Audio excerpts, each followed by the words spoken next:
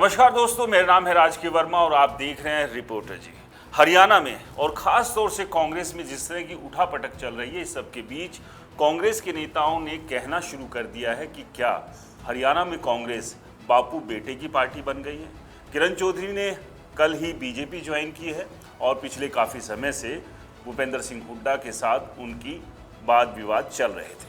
नाराजगी इस बात को लेकर थी कि उनकी बेटी श्रुति चौधरी को भूपेंद्र सिंह हुड्डा ने महेंद्रगढ़ भिवानी की टिकट नहीं दी। चलिए, किरण चौधरी अब कांग्रेस छोड़कर बीजेपी जा चुकी है, लेकिन इस सब के साथ अब सवाल यही बार बार उठ रहा है कि क्या पूरा का पूरा कंट्रोल भूपेंद्र सिंह हुड्डा अपने हाथ में लेने के चक्कर में पार्टी के बड़े और नेताओं को तो नहीं खो देंगे, क्योंकि ये पहला मौका नहीं है जब कांग्रेस को छोड़कर कोई बड़ा नेता बीजेपी में शामिल हुआ। इससे पहले भी कई बड़े नेता कांग्रेस छोड़कर बीजेपी में जा चुके हैं। किरण चौधरी उसमें से एक नाम है और इससे पहले कुलदीप बिश्नोई ने भी ऐसे ही बीजेपी को छोड़ दिया था। अब इस फहरिस्त में और 6 नाम ऐसे हैं जिनकी नाराजगी अभी भी भूपेंद्र सिंह हुड्डा से साफ नजर आ रही है।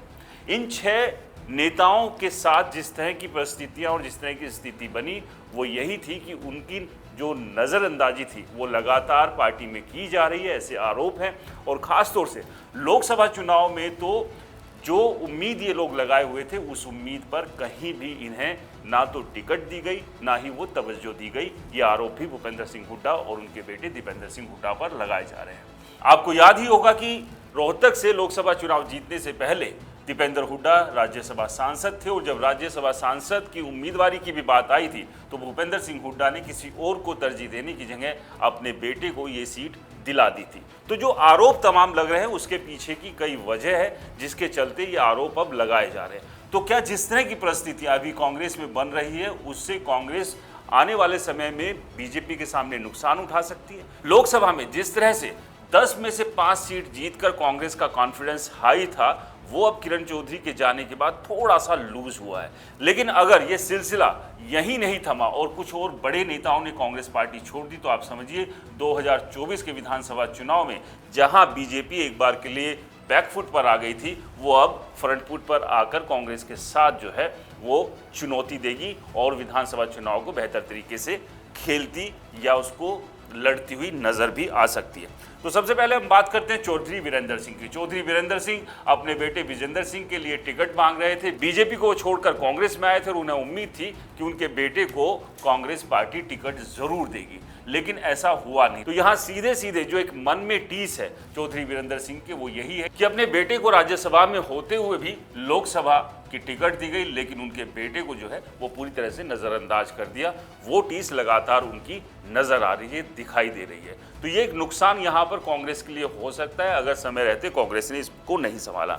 इसके बाद बात करते हैं कैप्टन अजय यादव की। कैप्टन अजय यादव को भी नज़रअंदाज किया गया। उनकी नाराजगी साफ दिखाई दे रही थी लोकसभा चुनाव के पहले से ही, और लोकसभा चुनाव में जब उन्होंने टिकट के लिए दावेदारी ठोकी, टिकट उन्होंने मांगी, उन्हें भी टिकट नहीं मिली और राज बब्बर को उनकी जगह लाकर चुनाव लड़ाया गया। ये निर्णय भी भूपेंद्र सिंह हुड्डा के द्वारा लिया गया था। इसके अलावा कुमारी शैलजा लगातार हर मोर्चे पर भूपेंद्र सिंह हुड्डा के खिलाफ बयानबाजी कर रही है और किरण चौधरी के कांग्रेस छोड़कर बीजेपी में शामिल होने के बाद को भी उन्होंने समर्थन किया और साथ ही साथ ये भी कहा है कि किरण चौधरी और उनकी बेटी के साथ नाइंसाफ जो है वो लगातार हो रहा था। जिस तरह के हालात पार्टी में उनके साथ बनाए जा रहे थे, ऐसे में कोई भी नेता पार्टी छोड़कर चला जाएगा और उसी के चलते किरण चौधरी ने कांग्रेस को छोड़ दिया है। क्या ये पूरी की पूरी पार्टी बस एक हाथ में आ गई है और इस पार्टी को बापू बेटे यानी कि भूपेंद्र सिंह हुड्डा और दीपेंद्र हुड्डा चला रहे हैं?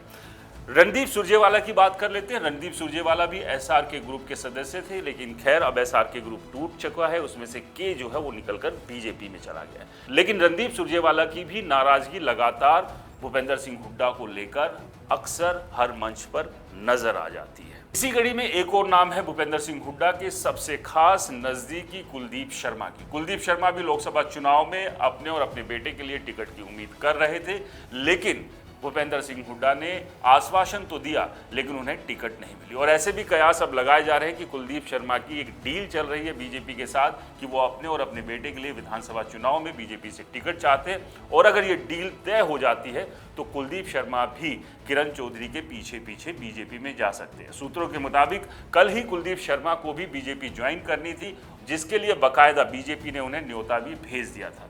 लेकिन जिस तरह की पर्दे के पीछे डील चल रही है वो कहीं ना कहीं पूरी तरह से पकी नहीं थी, और इसी के चलते अभी उनका बीजेपी ज्वाइन करना रुक गया। लेकिन सूत्र ये बताते हैं कि अगर ये हालात इसी तरह के बने रहे तो कुलदीप शर्मा भी कांग्रेस छोड़कर बीजेपी जा सकते हैं।